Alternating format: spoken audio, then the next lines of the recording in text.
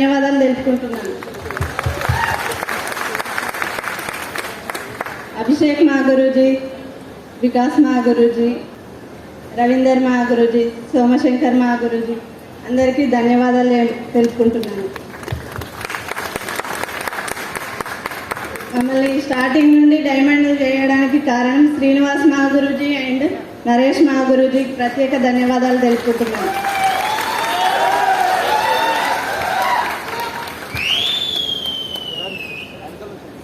మా అమ్మ నాన్నలకి, అత్తమ్మ మామయ్యలకి, మా entire family and total team అందరికీ నా ధన్యవాదాలు తెలుపుకుంటున్నాను. మల్లయ్య గురూజీ ఎస్వి రెసిడెన్సీలో ట్రైనింగ్ మా సార్కి ఇచ్చారు. అప్పుడు లీడర్ క్లబ్ తీసుకున్నారు మా వారు. అప్పుడు మల్లయ్య గురూజీ చెప్పిన ట్రైనింగ్లో ఒక గుట్ట ఉంటుంది. ఆ గుట్టలో అన్ని వజ్రాలు ఉంటాయి. అది తవ్వడానికి పేషెన్సీ ఉండాలి. ఆ పేషెన్సీ అనేది కొంచెం తవ్వి వదిలేసి వెళ్ళిపోతారు. అది మొత్తం తవ్వడానికి పేషెన్సీ ఉంటేనే అందులో డైమండ్ గానికి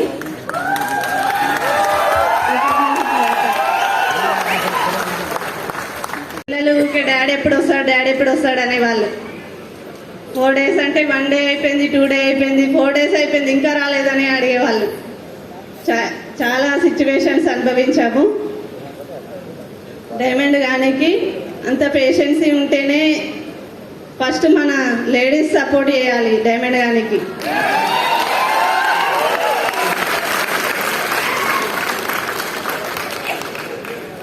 ఓకే, థ్యాంక్ యూ మా గురూజీ అందరికీ. చలో మేడం కి బిగ్ క్లాప్స్ ఒకసారి, బిగ్ క్లాప్స్ గట్టిగా అందరూ ఇవ్వాలి. మీ అందరి సందర్భంలో మా సార్ ఇంత మంచి సన్మానం అందించిన ధన్యవాదాలు తెలుపుకుంటున్నాను. Thank you, big claps madam ఒకసారి, big claps. Thank you.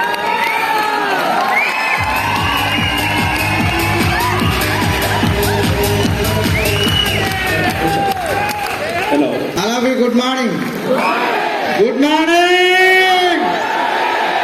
So first of all ఇంత మంచి డైమండ్ రికగ్నైజ్ చేసిన మన సేఫ్ షాప్ కంపెనీకి అండ్ అదేవిధంగా మన గ్రేట్ మెంటర్ అండ్ వికాస్ మాగుర్జీకి అండ్ సోమశేఖర్ మాగుర్జీకి అండ్ అభిషేక్ మాగుర్జీకి, రవీందర్ మాగుర్జీకి అండ్ శ్రీనివాస్ మాగుర్జీకి, నరేష్ మాగుర్జీకి కోటి ధన్యవాదాలు. సో అంతకంటే ముందు నన్ను జన్మనిచ్చిన నా తల్లిదండ్రులకి, సో ఈ భూమిని తీసుకొచ్చిన వాళ్ళకి కూడా కృతజ్ఞతలు చెప్తూ ధన్యవాదాలు. సో నా పేరు వచ్చి నరేందర్, ప్రాపర్ వచ్చి సిద్దిపేట డిస్టిక్. ఇంత ముందుకు కరీంనగర్ డిస్టిక్ ఉండేది. సో కోహెడా మండల్ కూరేళ్ళ విలేజ్ అనే గ్రామం నుంచి సో బిజినెస్కి ముందు స్కూల్ స్టేజ్ వరకు ఊర్లోనే చదువుకున్నాను. ఇంటర్మీడియట్ సిద్దిపేటకి వచ్చాము. తర్వాత అక్కడ నుంచి నెక్స్ట్ ఇంట్లో సిచ్యువేషన్ బాగాలేక ఇంట్లో వాళ్ళందరూ హైదరాబాద్ వెళ్ళడం, అదేవిధంగా వాళ్ళతో పాటు నేను కూడా హైదరాబాద్ వెళ్ళడం, చదువు స్టాప్ చేసేసి ఇంటర్మీడియట్లో. ఆ తర్వాత అక్కడ చిన్న జాబులు చేస్తూ స్టార్ట్ చేశాము. డైలీ 50 రూపీస్ సాలరీ నుంచి మొదలు చేసుకొని సో మెల్లగా పని చేస్తూ ఓపెన్లో డిగ్రీ రాస్తున్న టైంలో ఇంకా సిచ్యువేషన్ బాగాలేదు. జాబులు ఎక్కడ కూడా సెటిల్ అవ్వట్లేదు. మా డాడీ నన్ను ఫుల్గా తిట్టేవాడు, నువ్వు ఎక్కడ జాబులు చేయవు, నీకు ఎక్కడ చేత కాదని చెప్పి. నాకు అనిపించేది నేను 100%గా మా డాడీని సాటిస్ఫై చేయాలని చెప్పి. బట్ ఆ టైంలో అగైన్ మళ్ళీ ఇంకో కంపెనీ రావడం, ఆ కంపెనీలోకి వెళ్ళి జాబ్ స్టార్ట్ చేశాము.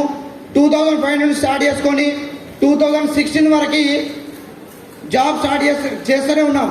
2012లో నా మ్యారేజ్ అయింది. 2012కి ముందుకు వచ్చిన సాలరీతో సింగిల్గా ఉండడమే కష్టంగా ఉండేది. అలాంటిది పెళ్లి చేసుకున్నాను. పెళ్లి చేసుకున్నప్పుడు నా సాలరీ వచ్చి 16,000 సాలరీ ఉండేది. మ్యారేజ్ చేసుకున్నాము. అగైన్ మళ్ళీ ఖర్చులు పెరిగాయి. అప్పుడు అనిపించింది అనమాట, జాబుతో మనం సెటిల్ అవ్వలేము, జాబులో మనకు సరిపోవట్లేదు సాలరీ అని చెప్పి ఏదైనా చిన్నగా పార్ట్ టైం చేద్దామని చెప్పి ఆలోచించేవాడిని. పార్ట్ టైం ఆలోచిస్తున్న టైంలో 2016లో సేఫ్ జాబ్ ఆపర్చునిటీ నాకు వచ్చిందండి నా రిలేటివ్ ద్వారా. బట్ ఆ రోజు ప్లాన్ విన్న తర్వాత చేస్తే సేఫ్ జాబ్లో చేయాలని చెప్పి డిసైడ్ అయ్యి ఇంటికి వచ్చాను. ఇంటికి రాగానే చాలా మందికి సేమ్ సిచ్యువేషన్ ఉంటుంది, సింగిల్గా ప్లాన్ ఉంటుందా లేదా? ఇంటికి వచ్చాను, ఇట్లా సేఫ్ జాబ్ ప్లాన్ విన్నానని చెప్పి మా భార్యతో డిస్కస్ చేశాను. డిస్కస్ చేయడంతో 100% నెగిటివ్. ఒకటే మాట చెప్పేసింది, నువ్వు డీడీ కట్టనే కట్టొద్దు, ఎందుకంటే వచ్చే సాలితో ఇల్లే కట్టట్లేదు, నువ్వు అక్కడ వెళ్ళి 10,000 ఏం కడతావని చెప్పి అన్నది. సరే అని చెప్పి తలూపాను. ఇంకో మాట కూడా అన్నది, నాకు తెలియకుండా డీడీ కడితే మాత్రం బాగుండదని చెప్పింది అన్నమాట. అయినా సరే ఆమె మాట వినకుండా 1 వీక్లోనే డీడీ కట్టేసాను. డీడీ కట్టిన తర్వాత డీడీ కట్టిన తర్వాత 1 వీక్కి ప్యాకేజ్ ఇంటికి వచ్చిందండి. వస్తుంది కదా అందరికి ఇంటికి, నా ప్యాకేజ్ కూడా ఇంటికి వచ్చింది. ఇంటికి వచ్చే కానీ ప్యాకేజ్ పేరు పైన ఏముంటుంది? సేఫ్ షాప్ అని ఉంది, ఉందా లేదా? సేఫ్ షాప్ నా పేరు కూడా ఉందన్నమాట. ప్యాకేజ్ చూసింది కదా, 3 రోజులు అన్నం తినలేదండి. 3 రోజులు తినలే అన్నం, బుజ్జగిస్తే కూడా తినట్లేదు అన్నం. మంచి లైఫ్ ఉంటుందని చెప్తే కూడా వినట్లేదు. అయినా సరే ఆమె మాటలు వినకుండా నేను దొంగసాటికి వెళ్ళి ట్రైనింగ్ వెళ్ళడం చేయడం జరుగుతుంది. అయినా సరే ఆమె మాట విన్న తర్వాత ఒకరోజు నెగిటివ్ అయిపోయాను. నెగిటివ్ అయిపోయి సేఫ్ షాప్కి రావడం మానేశాను. కంపెనీలో డ్యూటీకి వెళ్తున్నాను, మార్నింగ్ వెళ్తున్నాను, సాయంత్రం వస్తున్నాను. గురుజీ వాళ్ళు వచ్చి మా ఇంటి దగ్గర కూర్చున్నాడు, నరేష్ మాగురి వచ్చి మా ఇంటి దగ్గర కూర్చుంటాడు. రోజు మాగురి వచ్చి కూర్చున్నాడు, మా ఇంటికి గల్లీని చూసేవాడిని.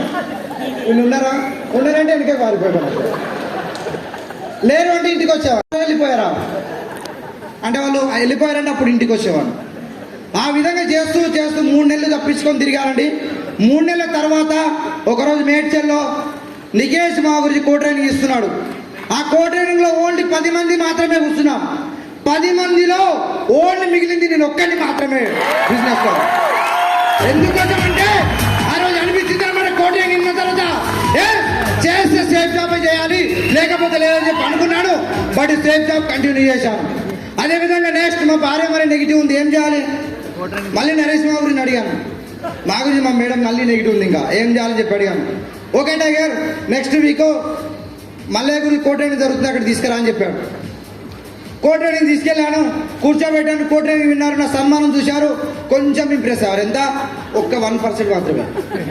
ఆ 1% ఇంప్రెస్ అయిన తర్వాత నెక్స్ట్ వీక్ చెక్ వస్తాయి కదా మనకి, ఆ చెక్ 0 వచ్చింది. మళ్ళీ నెగిటివ్ స్టార్ట్ అయింది. అంటే ఇదే విధంగా కంటిన్యూగా జరుగుతున్న టైంలో ఒకరోజు పాండిచ్చేరిలో సోమశేఖర్ మా ఊరి ద్వారా ఫస్ట్ దిశ జరుగుతుంది తెలుగులో అని చెప్పారనమాట. సరే అన్నాడు గురించి, నరేష్ మా గురించి మీ ఫ్యామిలీని తీసుకోరా టైగర్ అని చెప్పాడు. ఆ రోజు నేను మా భార్యను దిశాక అని చెప్పలేదు, మనం ఫ్యామిలీతో ఎంజాయ్ చేయడానికి వెళ్తున్నాం పాండిచ్చేరి కేరళ అని చెప్పాను.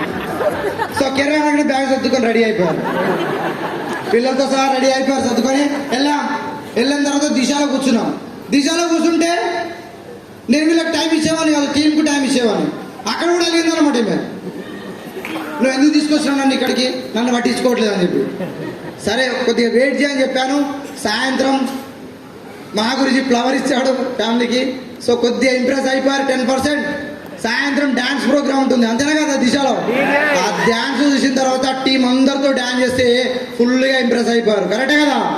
టోటల్ 4 రోజులు దిశ రియల్గా ఈరోజు మా వైఫ్ మైండ్ సెట్ మార్చిందండి. సో నెక్స్ట్ అక్కడ నుంచి బిజినెస్ స్టార్ట్ చేశాం. సో ఫుల్ టైం దిగాలి. గురించి చెప్పాడు, సినిమా గురించి వచ్చాడు. ఒకరోజు సినిమా గురించి వచ్చి ఒక బిస్కెట్ ఇచ్చాడు, అక్కడ ఇచ్చి టైగర్ ఫుల్ టైం దిగాలన్నాడు. సో అప్పుడు నాకు ఫీజులు ఎగిరిపోయాయి. మళ్ళీ ఇంటికి వచ్చాను, మా భార్య చెప్పాను నేను ఫుల్ టైం దిగుతున్నా, జాబ్ మానేస్తున్నా చెప్పి. సో జాబ్ మానేస్తున్న టైంలో ఏం చెప్పారు, జాబ్ మానేదు, బిజినెస్ వదిలే కావాలంటే అన్నారు. అయినా సరే ఎన్ని చెప్పినా సరే వినలేదు.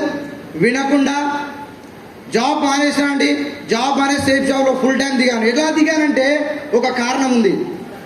ఢిల్లీలో February 14, 2017లో 25 డైమండ్స్ అక్కడ సో డైమండ్స్ ఎంట్రీ అవుతున్నారు.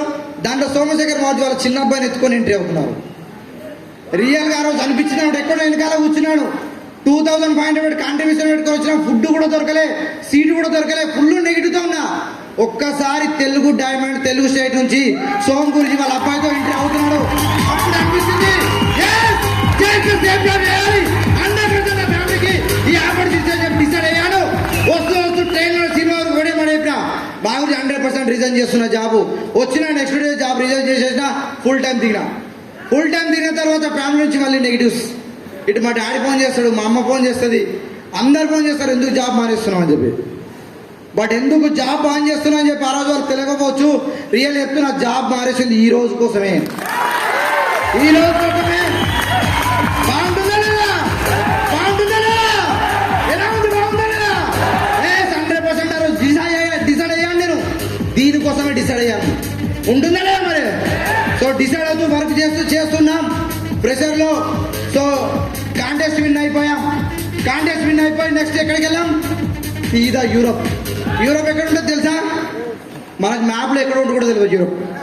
కానీ యూరోప్లో ఐఫిల్ టవర్ ఉంటుంది, తెలుసు కదా? ఐఫిల్ టవర్ మనం బుక్స్లో చదువుకుంటాం. ఐఫిల్ టవర్ ఎక్కడానికి వెళ్ళాము. ఐఫిల్ టవర్ చూడ అదృష్టం ఉండాలి రియల్ చెప్పాలంటే. అది ఓన్లీ సేఫ్టీ ఆఫ్ ద్వారానే సాధ్యమవుతుంది, ఇంకెక్కడ కూడా సాధ్యం కాదు. ఒక్కసారి కాదు, 2 సార్లు వేయాలి యూరోప్. అండ్ అదేవిధంగా నెక్స్ట్ 27th మళ్ళీ మాగురితో మళ్ళీ యూరోప్ వెళ్ళబోతున్నాం. హైట్రిక్ అవుతుంది ఈసారి, 3వసారి. బాగుంటుందా లేదా? సో చేస్తూ ఉన్నాం. ఎన్నో నెగిటివ్స్ వచ్చినాయి, చాలా మంది నెగిటివ్స్ వచ్చాయి. ఎంతో మంది నాతో కలిసి పనిచేసిన బిజినెస్ మానేశారు, అయినా సరే నిలబడ్డాను. మా గురించి వాళ్ళు ఒకటే మాట చెప్పాడు, వికాస్ మా గురించి ఒక మాట చెప్తాడు, చాలా తెరపస్ దమ్ము ధైర్యం ఉంటే బిజినెస్ చేయన్నాడు. బిజినెస్ ఎవరు చేస్తారంటే ఎవరికైతే దమ్ము ఉంటుందో వాళ్ళు మాత్రమే బిజినెస్ చేస్తారు, అంతేనా కదా? దమ్ము ధైర్యం కావాలంటే సేఫ్టీ టైం అన్నాడు, ఊరికేనే కాదు. సో అదే విధంగా చేస్తూ ఉన్నాం. ఒకసారి బిజినెస్ స్టార్ట్ అయింది, మళ్ళీ డౌన్ అవుతుంది. మళ్ళీ సినిమా గురి దగ్గరికి వెళ్ళి కూర్చున్నాను. మా గురించి ఏది పరిస్థితి అంటే మా గురించి ఒకటే మాట చెప్పాడు, టైగర్ మంచి కావాలంటే జల్లెడ పట్టాలి. ఏం కావాలి? జల్లెడ పట్టాలని చెప్పాడు అనమాట. సో చేస్తాం, మంచి కావాలంటే ఏం చేయాలి? కింద ఏం రాలిపోతుంది? చెత్త. మనం 100% వజ్రంలో ఉన్నాం. ఈరోజు జల్లెడ పెట్టారు, వజ్రంలో ఉన్నాం, అంతేనా కదా? సో అదేవిధంగా సో మా గురించి చెప్పాడు, చేశాం. చాలా పెద్ద ప్రాబ్లం వచ్చింది. ఆ ప్రాబ్లం నుంచి రియల్గా బయట ఎక్కడ కూడా సాధ్యం కాదండి. మన సేఫ్ షాప్ కంపెనీ మొన్నటి సాల్వ్ చేసిందండి ఈరోజు, రియల్ చెప్తాను. సో బిజినెస్లో దమ్ముంది, సిస్టంలో దమ్ముంది కాబట్టి ఈరోజు ఇంత పెద్ద బిజినెస్ జరుగుతుంది, కరెక్టే కదా? సో అదేవిధంగా సొంతగా కారు కొనుక్కున్నాను. ఈరోజు పిల్లలు మంచి ఎడ్యుకేషన్ చేస్తున్నారు, అండ్ ఫ్యామిలీకి ఇంత మంచి రికగ్నిషన్ ఇచ్చాను. సో బాగుంటుందా లేదా? సో అదేవిధంగా నెక్స్ట్ కమిట్మెంట్ మావర్జీ, ఈ బిజినెస్ నుంచి నా టీంలో మంచి లీడర్లు వచ్చారు మావర్జీ. So mister Gera Chinnarao sir, so next diamond అవ్వబోతున్నాడు మావర్జీ. సో 100% డైమండ్ చేసి చూపిస్తాను. అదంతో పాటు టీంలో ఎంతమంది అవుతున్నారో వాళ్ళందరినీ సో కంటిన్యూగా డైమండ్షిప్ అనేది లైన్ నడిపిస్తాం మావర్జీ. ఇక్కడ ఎంతమంది అయితే వచ్చారో ఈరోజు స్టేజ్ మీద వాళ్ళందరినీ లైన్ నడిపి డైమండ్ చేపిస్తాం. సో అదేవిధంగా నెక్స్ట్ కాంటెస్ట్ లో ఎంతమంది అయితే యూరోప్ ట్రిప్ 100% ప్రతి ఒక్కరు 100%గా విన్ చేపించి యూరోప్ తీసుకెళ్ళిపోతాం మావర్జీ. సో అదేవిధంగా నెక్స్ట్ మావర్జీ నా commitment within this short టైంలో మా గురించి వాళ్ళు ఆల్రెడీ పర్మిషన్ ఇచ్చేశారు. సో 1.5 crore పెట్టి సో ఇల్లు తీసుకోబోతున్నాడు మా గురించి హైదరాబాద్లో. సో మా గురించి వాళ్ళ బ్లెస్సింగ్స్తో. అండ్ అదేవిధంగా విత్ ఇన్ షార్ట్ టైంలో మా పెద్ద కొడుకు చిన్న కొడుకు పెద్ద డ్రీమ్ బెంచ్ కారు కొనాలి. సో 100%గా విత్ ఇన్ ది షార్ట్ టైంలో ఇక్కడే కమిట్మెంట్ ఇస్తున్నా, విత్ ఇన్ ది 2 years వాళ్ళ చేతిలో బెంచ్ కారు పెడతాను 100%గా. సో ఇదండి నా కమిట్మెంట్. And thank you very much. Thank you మావర్జీ. సో ఇంతమంది సన్మానం చేసినందుకు thank you all Pyari team. Thank you very much.